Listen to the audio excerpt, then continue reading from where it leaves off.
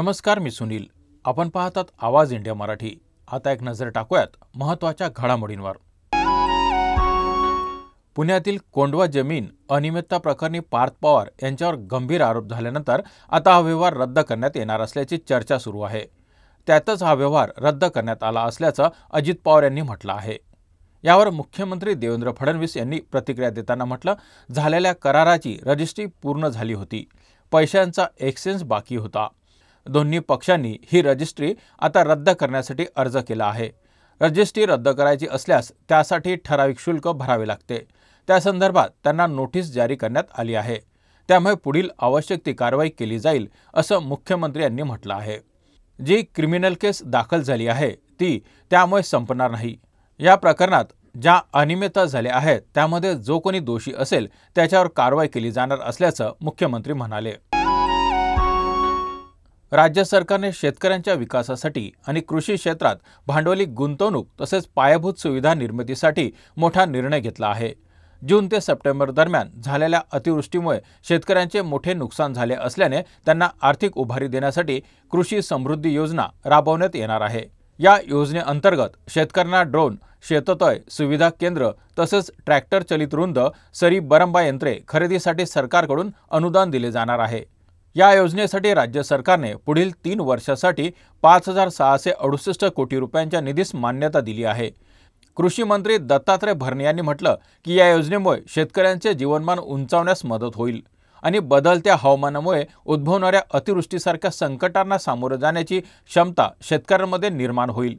यामुळे कृषी समृद्धी योजना ही शेतकऱ्यांसाठी अत्यंत फायदेशीर ठरणार असल्याचं त्यांनी नमूद केलं. पंढरपूरमधील एका कार्यक्रमात मंत्री राधाकृष्ण विखे पाटील यांनी शेतकरी कर्जमाफीबाबत वादग्रस्त विधान केलं. त्यांनी सांगितलं की सोसायटी काढायची, कर्ज घ्यायचं, कर्जबाजारी व्हायचं आणि पुन्हा कर्जमाफीची मागणी करायची. हे विधान चर्चेचा विषय ठरल्यावर विखे पाटील यांनी नंतर स्पष्ट केलं की आपल्या महायुती सरकारनं कर्जमाफी जाहीरच केली आहे आणि आपण शेतकऱ्यांची 100% कर्जमाफी करणार आहोत. मराठा आरक्षण आंदोलनातील मनोज जरांगे पाटील यांनी धनंजय मुंडेवर हत्याचा कट रचल्याचा गंभीर आरोप केला आहे. जरांगे पाटील म्हणाले की धनंजय मुंडेच्या सांगण्यावर 2.5 कोटी रुपयांची सुपारी देऊन त्यांची हत्या करण्याचा कट रचला गेला होता. या आरोपावर प्रतिक्रिया देताना धनंजय मुंडेने त्याचं स्पष्ट खंडन केलं आणि सांगितलं की ते गेले 30 वर्ष जातपात न पाहता सामाजिक आणि राजकीय काम करत आहेत. तसेच स्वर्गीय गोपीनाथ मुंडे आणि अण्णांनीही कधी जात पाहून निर्णय घेतला नाही.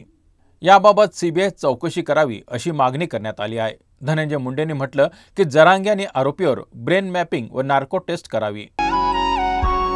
मध्य रेल्वे कर्मचाऱ्यांनी अचानक पुकारलेल्या आंदोलनामुळे मुंबईची जीवनवाहिनी असलेली लोकल सेवा विस्कळीत झाली.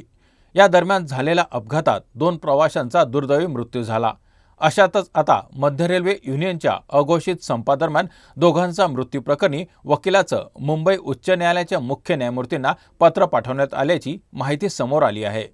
मध्य रेल्वेसह रेल्वे मंत्रालय, राज्य सरकार आणि लोहमार्ग पोलिसांना नोटीस बजावत सविस्तर अहवाल सादर करण्याचे निर्देश देण्याची या पत्रातून मागणी करण्यात आली आहे. माजी आमदार बाबा सिद्दीकी यांच्या हत्येप्रकरणी त्यांची पत्नी सेहजीन सिद्दीकी यांनी मुंबई उच्च न्यायालयात धाव घेतली आहे. त्यांनी दाखल केलेल्या याचिकेत या हत्येच्या तपासासाठी SIT स्थापन करण्याची मागणी करण्यात आली आहे. सेहजीद्दीन सिद्दीकी यांनी आरोप केला आहे की मुंबई पोलिसांचा सध्याचा तपास अपूर्ण आणि दिशाभूल करणारा आहे. पोलिसांनी चौकशी दरम्यान दिलेल्या महत्त्वाच्या जबाबांकडे दुर्लक्ष केले असून खरे गुन्हेगार अद्याप अटकेत आलेले नाहीत. याचिकेत तपासावर तीव्र टीका करताना म्हटलं आहे की पोलिसांनी डोंगर पोखरून उंदीर काढला, म्हणजेच तपास केवळ वरवरचा आणि निष्फळ ठरला आहे. 12 ऑक्टोबर 2024 रोजी मुंबईत बाबा सिद्दीकी यांची गोळ्या झाडून हत्या करण्यात आली होती. या प्रकरणाचा तपास मुंबई पोलिसांकडे होता. मात्र तपासाच्या कार्यक्षमतेवर प्रश्न उपस्थित होत आहेत. या याचिकेवर पुढील सुनावणी 11 नोव्हेंबर रोजी होण्याची शक्यता आहे. मुंबईतील दादर येथील स्टार मॉलमध्ये शुक्रवारी दुपारी आग लागल्याची घटना घडली होती. दुपारी 3:30 वाजण्याच्या सुमारात स्टार मॉलच्या पहिल्या मजल्यावरील मॅकडॉनल्डच्या किचनमध्ये आग लागल्याचं समजतं. आग लागल्याची माहिती मिळताच अग्निशामक दलाच्या गाड्या घटनास्थळी दाखल होऊन बचाव कार्य सुरू करण्यात आलं. आग विझवताना धुराचा तीव्र परिणाम झाल्यामुळे अग्निशामक दलातील 5 जवान, एक फायर स्टेशन ऑफिसर आणि 4 फायरमन यांना श्वास घेण्यास त्रास झाला। सर्वांना तातडीने केएम रुग्णालयात उपचारासाठी दाखल करण्यात आलं असून त्यांची प्रकृती स्थिर आहे। टीम इंडिया ऑस्ट्रेलिया दौऱ्यातील 5वा आणि अंतिम T20 सामना खेळण्यासाठी सज्ज झाली आहे। यापूर्वी ऑस्ट्रेलियाने 3 सामन्यांची एकदिवसीय मालिका 2-1 ने जिंकली होती। T20 मालिकेतील पहिला सामना पावसामुळे रद्द झाला होता। दुसऱ्या सामन्यात ऑस्ट्रेलियाने आपला पहिला विजय मिळवला। मात्र त्यानंतर भारताने सलग 2 सामने जिंकत मालिकेत 2-1 ने आघाडी मिळवली आहे।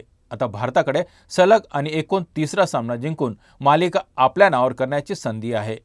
तसेच वन डे सिरीजमधील पराभवाची परतफेड करण्याची संधीही आहे। या बातमीपत्रात इथेच थांबत आहोत। पाहत रहा आवाज इंडिया मराठी।